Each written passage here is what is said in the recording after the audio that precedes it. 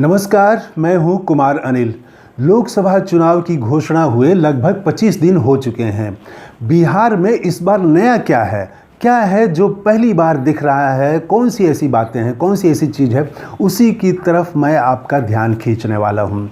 पहली बात तो ये है कि 20 वर्षों में पहली बार चुनाव का मुद्दा बिहार में बदल गया है। अब तक जितने भी चुनाव हुए हैं 2005 के बाद, खास करके जब से नीतीश कुमार राजनीति के केंद्र में आए बिहार में, उसके बाद से एनडीए का, भाजपा का जो प्रमुख मुद्दा रहा है वो 4 मुद्दे प्रमुख रहे हैं। पहला रहा है चारा घोटाला, दूसरा रहा है जंगल राज, तीसरा रहा है परिवारवाद और चौथा रहा है भ्रष्टाचार। ये चारों मुद्दे, या अपराध को भी आप उसमें जोड़ सकते हैं, ये चारों मुद्दे इस बार लोकसभा चुनाव में सुनाई नहीं पड़ रहे हैं। प्रधानमंत्री नरेंद्र मोदी आ रहे हैं, लेकिन वो भी चारा घोटाला की चर्चा नहीं कर रहे हैं, वो भी परिवारवाद पर जोर नहीं दे रहे हैं, भ्रष्टाचार को बड़ा मुद्दा नहीं बना पा रहे हैं। तो ये क्या हो रहा है, क्यों ऐसा हो रहा है?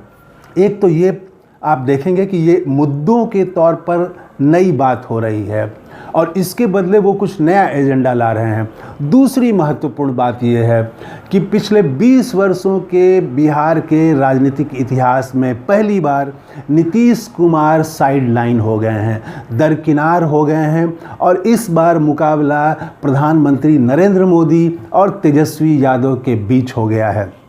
लालू यादव भी रहे हैं राजनीति में हमेशा, लालू और नीतीश ये दोनों आमने सामने रहे हैं 20 वर्षों से। लालू यादव भी एक तरह से अखाड़े में सीधे नहीं हैं, लेकिन वो राजनीति में हैं। जो भाजपा और एनडीए की तरफ से हमले हो रहे हैं वो लालू यादव के नाम पर हमले हो रहे हैं, तेजस्वी यादव के नाम पर हमले वो नहीं कर रहे हैं। तो इस तरह से आप कह सकते हैं कि लालू यादव तो अभी भी बिहार की राजनीति में प्रासंगिक हैं, उनका नाम कम से कम है। लेकिन नीतीश कुमार इस बार अप्रासंगिक हो गए हैं, दरकिनार हो गए हैं। और ख़ास करके नवादा में जब उन्होंने कह दिया 4000 सीटें वो जिता रहे थे प्रधानमंत्री मोदी के लिए, और उसके बाद जिस तरह से उन्होंने पैर पकड़ लिया, तो इसको लेके बिहार में ऐसा नहीं कि नीतीश कुमार के खिलाफ कोई माहौल बन गया है या लोग मजाक उड़ा रहे हैं, बल्कि नीतीश कुमार के प्रति एक सहानुभूति देखी जा रही है और ये माना जा रहा है कि अब उनकी उम्र हो गई है, वो अब थक गए हैं।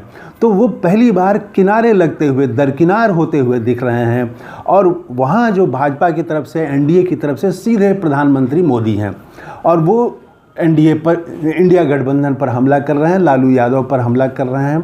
लेकिन इधर से जो मुकाबले में आ रहे हैं वो तेजस्वी यादव आ रहे हैं। तो नया मुद्दा क्या बनाने की कोशिश हो रही है? पहली बार चारा घोटाला, भ्रष्टाचार, जंगल राज, ये मुद्दे कमज़ोर पड़ गए हैं। तो प्रधानमंत्री मोदी सनातन धर्म को मुद्दा बनाने की कोशिश कर रहे हैं, धारा 370 को बनाने की कोशिश कर रहे हैं, अमित शाह जी CAA को बनाने की कोशिश कर रहे हैं। सनातन विरोधी कहा इंडिया गठबंधन को प्रधानमंत्री मोदी ने।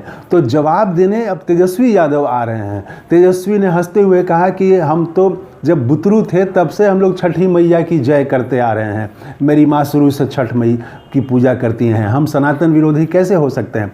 हालांकि उनका ये एजेंडा नहीं है। उन्होंने कहा भी उनका जोर है रोज़गार पर, नौकरी पर, शिक्षा पर। तो ये अब देखना ये है कि सनातन धर्म के नाम पर लोग वोट देते हैं या रोज़गार, नौकरी के नाम पर, शिक्षा के नाम पर। ये दोनों मुद्दों में बहस बिहार में चल रही है। लेकिन गौर करने वाली बात यह है कि नीतीश कुमार बिहार की राजनीति में अब पहली बार 20 वर्षों में अप्रासंगिक हो गए हैं। नीतीश कुमार अब मुकाबले में सीधे नहीं रहे और मुकाबले में तेजस्वी बनाम मोदी बिहार में चुनाव में होता हुआ दिख रहा है।